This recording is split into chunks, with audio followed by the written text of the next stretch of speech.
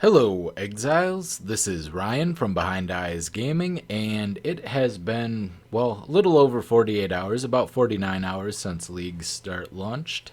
And I am currently level 87.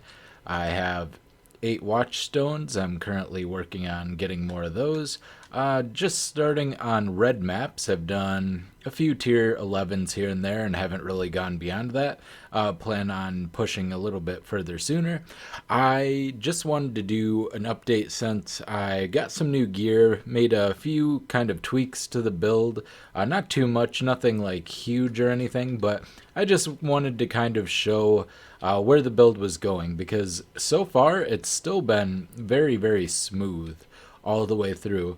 I'm not quite as far as I wanted to be at this point because I did decide to go golf this morning because I felt like, yeah, I want to play the league, but I also don't want to burn myself out or deprive myself of other activities that I enjoy. So went out and did a quick round of golf this morning, and that took a couple hours off of my time played, but that's okay. I had a lot of fun doing that. So I'm just gonna go over as I still haven't gotten my Uber Lab. I have 3 of them, and I am going to run my extra offerings of the goddess at some point. Probably when I get the 4th one, because then I think my odds are gonna be the best. As soon as I get some more Xana missions, I'll run those. Try to get another aspirants trial, and kind of set that up. And then as far as my skill tree, the only thing I did is I spec'd into this dexterity point going by Master of Force and spec'd out of this one. I also had to get a little bit of extra intelligence because I have a new wand. And I just need 6 more intelligence from something before I can get out of this. But as it is, this wand I picked up, started spending some of my currency because I had a lot of currency. In fact, I spent a lot of my currency. I think I had like 2 exalts and like 190 chaos, and I spent a majority of that. But I have a lot of things for sale, so I should be able to recoup that pretty quickly. I got this, which has +1 level of all spell skill gems and +1 of the physical. So now I have +3 to my Seismic Trap and Exsanguinate. As you can see, my Seismic Trap is now in a 5 link with a Tinker skin. So I added Controlled Destruction, so I'm now running Seismic Trap, Life Tap, Brutality, Advanced Traps, and Controlled Destruction. It's very, very strong still. I can't wait to see what I can do with the 6 link, and then I'll add Trap and Mind Damage, hopefully still maintaining the zero point 0.5 releases per second. I should be pretty close. And if not, I plan on maybe looking for a harvest remove speed craft so I can, for some reason, when cast speed is on a wand, you can't craft mind throwing speed, which is kind of obnoxious. So I did lose my mind throwing speed on that, which would put me at point 0.4, I think, with my seismic trap as far as releases. So, and would probably keep me at point 0.5 once I add trap and mind damage as well. So, Exsanguinate is still in my Deerstalker with trap and mind damage, cluster traps, and chain. It's still very, very strong for clear, up to tier 11. I'll show that off here. I still have the. Actually, I think I got a belt upgrade. I don't remember if I had this one last time. I got a slight gloves upgrade. I just found these. In fact, I think I got them off of one of the expedition vendors. I'm using the same bad helmet. I can get a lot better helmet than this, and I should. But what I'm waiting for is I'm waiting for enough currency to buy a good evasion-based helmet with either a dash or a seismic trap cooldown 15% enchant for lab enchant. And once I can purchase one of those, I'm just going to craft it up and replace this. I'm still using the same bad shield that I've been using since like level 30 or something, level 20. I don't remember. I got it probably in Act 3 or 4, I think, and I've been using it all along. In fact, I didn't upgrade any gear at all from level 62 until level 80. I was still using that just as a testament to how strong this build is. I'm using a same kind of bad ring here. I got an upgrade on my amulet. It's not much better. But it gives me a lot of intelligence, which I needed, and that was the main reason for using this. I have it Dex Intelligent base, and then I have 39 intelligence on it. And that's pretty. Oh yeah, and I have this ring, which was a pretty good upgrade, and it's got chaos resist, which I need more of. It's got good life, okay resists, and chaos resist is the most important part. So I like this ring. This ring's pretty solid. I didn't go over my flasks last time very well, so I'm running a bubbling divine of staunching. You can run bubbling with staunching now because you have to actually react to the corrupted blood anyway. So, and it only lasts the bleed immunity for 1 second regardless. So the bubbling pushing the flask down to 3 seconds doesn't make a difference. Before you wanted to be bleed immune for the entire duration of the flask. Now it just doesn't matter. At some point I'm going to get a jewel. I have this jewel right here with life, trap damage, and some damage over time. I think it was pretty cheap. I picked it up. I don't remember the exact cost, but I'm gonna try to get something similar to this with corrupted blood immunity, or just any jewel with corrupted blood immunity. Then I don't have to worry about it. I have this freeze and chill remove flask that automatically uses whenever I become frozen, which is really nice. Then I have a experimenter's quicksilver of adrenaline, which I quite like. I still need more glassblower's baubles for a lot of my flasks. Lastly, I'm using an ample quartz flask of curing. I don't need the phasing from this, so it's just for dodge and spell dodge at the moment. And honestly, maybe getting an evasion flask would be better, because I get phasing from Tinker Skin very, very frequently. It gives you a chance to get a frenzy charge when trap is triggered, as well as a chance to gain phasing when a trap is triggered, and also cooldown recovery rate. And this has poison immunity and will automatically use, if I become poisoned, which against Al Hasman or whatever his name is, the green guy in the Atlas, that is pretty important because those poisons can really wreck you. So yeah, that's pretty much the skill tree. I don't think I made any other major changes. I also spec'd out of Shaper.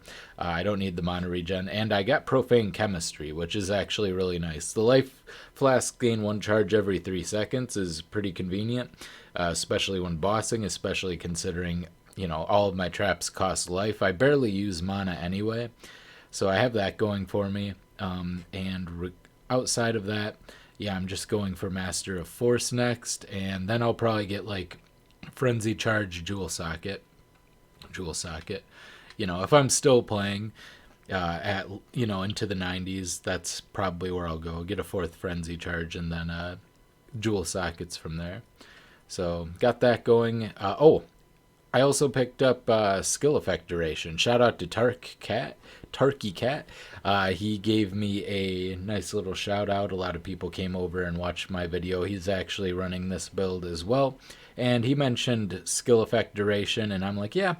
The damage over time actually scales with the duration the debuff does, so it's up to 1.45 seconds instead of 1 second, because you get 45% from this, which helps with clear a little bit, especially if I'm just running from pack to pack and just throwing one set of traps down. And then, of course, the duration from these, this is up to 6.05 seconds. Very strong. Instead of being able to only have 5 down at a time, I can actually get 6, maybe 7 going on a boss at any given time, which is very, very strong, increases the DPS greatly. And once we do get chain reaction, it's just going to be so much greater even so. It gives us some trap throwing speed as well, and a little bit of damage. So the extra cooldown recovery rate and the AoE is going to be immense. This, I can't overstate the power chain reaction is going to give us. And if I didn't need the defense from the blind and the recovery from Pyromaniac, I would get it right away. But unfortunately, the way it is, it does have to be the last one we spec into, I think. As far as playtime, I played for pretty much exactly a little more than half of the time since the league start. So I've been playing quite a lot. Some of that's AFK time and everything. I have died a little bit more. I've died 14 times now. So a lot of them were stupid deaths. If you are a better or more careful player, if you're like actually concentrating on the game, you're not going to die that often with this build. At least not, you know, in white and yellow maps, and definitely not while leveling. So if you, I think you probably could do some hardcore stuff. But yeah, that's, I think, pretty much all the changes. My next build, I want to talk about that because I got some good stuff. I got a Hyri's Ire just dropped on the ground, as well as I got Hyri's Demise from one of the new, what are they called? One of the new logbooks. I got the prophecy for to upgrade to Hyri's Demise from a Hyri's Bite. So I'm like, oh, okay. Well, obviously I have to do some sort of elemental build. So I think I'm going to do a Storm Rain Bow build next. So look forward to that. Go ahead and subscribe and hit the bell notification if you want to see that build when it comes out. I'm just going to do a quick tier 11 Haunted Mansion here. Kind of show where the build's at. It's not super dangerous, but it does have crit multi and multi-proj, so it is a little dangerous. If we get like chaos spitters, because my chaos resist is currently so low, which is something I'm going to work on. Oh yeah, and I also don't have an anoint for my amulet yet. The anoint I'm going to get is going to be Vanquisher, because the crush enemies thing is going to increase our DPS considerably. So, all right, looks like we got some betrayal action going here. I always lag a little bit first map after I relaunch it and everything.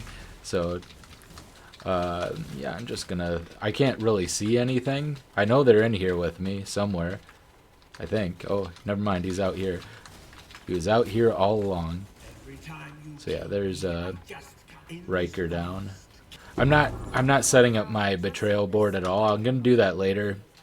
I'm not focusing on that, so I just click on, you know, whatever button. I'll try to build up my green ropes for now, and then like later on I'll actually concentrate on getting everyone where they need to be and fix it. I'm not running my missions really for betrayal either at the moment, so got that. Alright, and we're gonna go ahead and throw down all of our stuff. Oh, he ran over here. The ones that run around and don't stick around in one spot for very long make it hard for Seismic Trap to do its work, but, you know, it works out. Alright, sure. Rivals, good enough. And Trusted, cool. See? You just press the button, it works out. Once they have enough stuff, and I'll just do all the unveiling. I also don't have a lot of crafts because I haven't been doing Betrayal, which is a little bit unfortunate. But, okay, get a couple of these guys. There. Chimera I want to research at some point, but I'm not going to worry about that at the moment. And Trusted. Cool, cool. Yeah, so I got to do all those. Alright, got the boss here.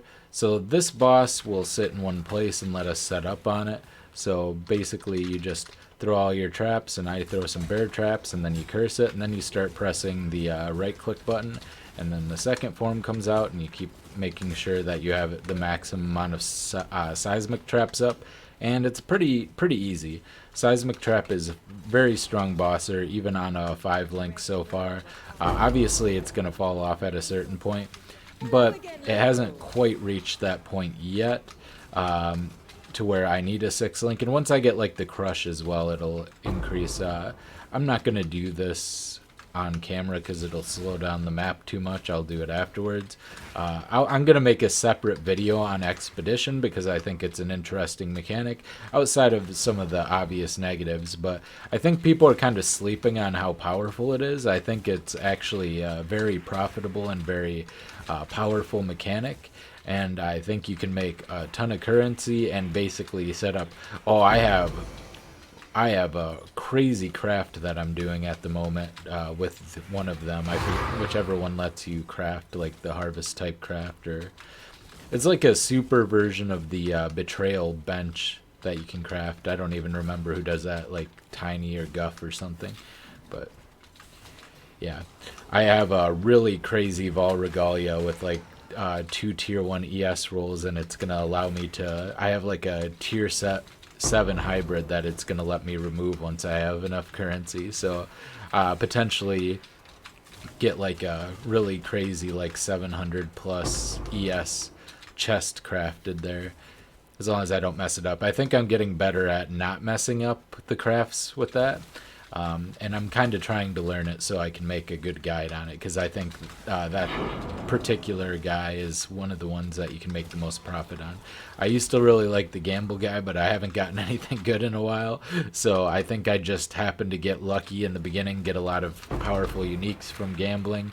And then I had like a weird bias. But yeah, that's the map.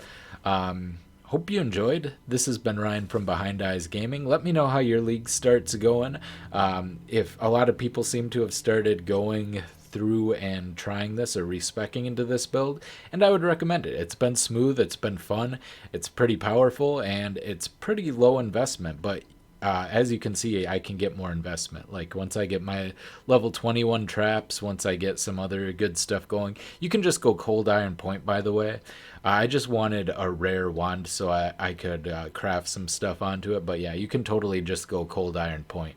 I probably should have mentioned that towards the beginning. But yeah, hope you enjoyed. This has been Ryan from Behind Eyes Gaming, and I will see you next time. Bye.